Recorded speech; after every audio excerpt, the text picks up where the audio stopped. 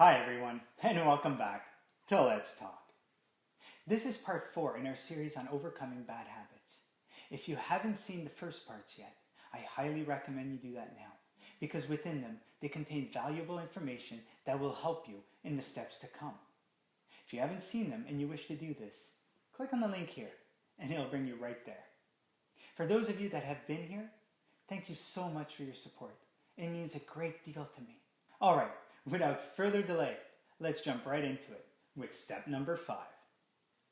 As I mentioned previously, when it comes to breaking and replacing a bad habit, it's not easy.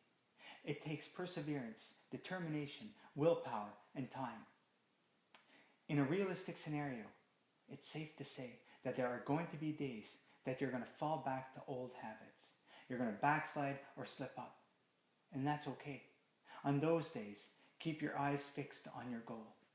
Allow yourself understanding for when you mess up. In the 2005 movie Batman Returns, there's a saying that I believe applies nicely to what we're talking about.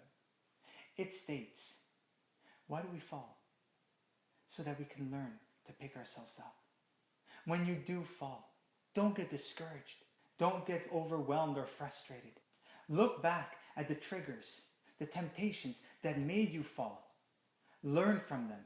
Adapt new strategies to overcome and to avoid them in the future. Turn a negative into a positive. Also, don't try to take on too much too soon. Pick one habit, work towards replacing it, and once you've accomplished that goal, then go on to the next. Because the way we're wired is that if we don't see progress, if we don't see a reward, we feel very discouraged and frustrated. So in order to avoid that, you want to take it small steps at a time. And that way, you'll see the progress you're making, and you'll feel motivated. Finally, and this may be the most important point in step number 5, visualize success. Imagine what it's going to be like when you achieve victory and overcome your bad habit. Because that day will come. I have faith and I know you will achieve your goals. But like always, positive thinking, positive self-talk. Step number 6. In this step, we're going to be focusing primarily on 3 things. 1, the environment you're in.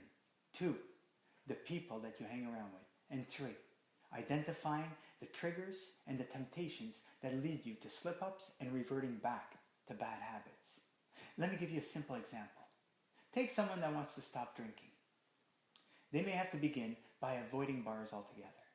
But more than that, they may even have to remove certain people from their lives in order to accomplish their goals. Because these people are going to be pressuring them to go drinking. If you find yourself in that predicament, don't be afraid to distance yourself, to limit the time you spend with these people, or even remove them from your life altogether. Because if they truly love you, and if they truly care about you, they'll understand and respect your wishes. What was that?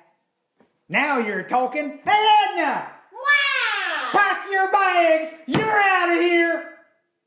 Now, it's not always possible to remove everyone from our lives that tempt us.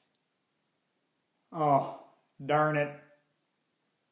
People such as our parents, our siblings, our spouse, our girlfriend, our boyfriend, perhaps our child, or even our work environment.